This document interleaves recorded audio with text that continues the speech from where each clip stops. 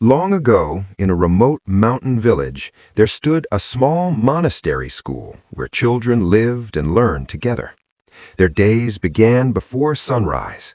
They swept the courtyards, fetched water from the stream, prepared simple meals, and then gathered for lessons as the morning mist lifted from the hills.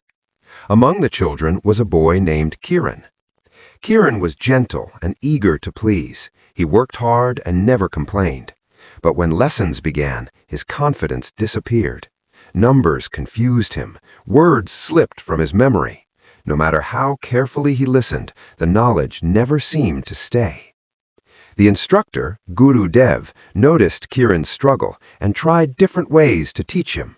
Slow explanations, repeated practice, even late evening lessons by lamplight.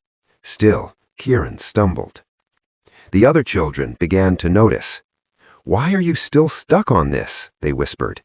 "He'll never understand." Some laughed. Each laugh felt like a quiet wound. Kiran stopped raising his hand. He sat at the back, eyes lowered, carrying a heavy shame he could not explain. Seasons passed. The children advanced to higher lessons, while Kiran remained behind. Every night he stared at the ceiling, wondering why learning came so easily to others and not to him. One cold evening, Guru Dev called him aside. "Kiran," he said kindly, "I see your effort, but perhaps this path is not meant for you. It may be better for you to return home and help your family."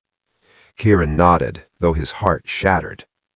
At dawn, he left the monastery and began walking down the winding mountain path. His steps were slow, his eyes wet with silent tears. Along the way, he stopped near an old water channel carved into the mountainside. Clear water flowed gently through it. What caught his attention were the smooth grooves worn deep into the rock. An elderly shepherd nearby noticed his curiosity. "How did water cut through stone like this?" Kiran asked. "Stone is so strong." The shepherd smiled. "This water is gentle, but it flows every day. It never rushes, and it never stops." Kiran stood quietly listening to the water. Something inside him stirred. If water can shape mountains by returning again and again, he thought, maybe I can change too. That night, Kiran turned back. Before sunrise, he returned to the monastery. He began waking earlier than the others. He sat alone, repeating lessons slowly. He accepted mistakes without anger. When he forgot, he started again. When he failed, he rested and continued. Days became weeks. The lessons that once felt impossible began to soften. Numbers started to make sense. Words stayed a little longer in his mind. Progress was slow, but it was real. The children noticed the change. The boy who once hid now studied quietly, patiently. Some began to help him.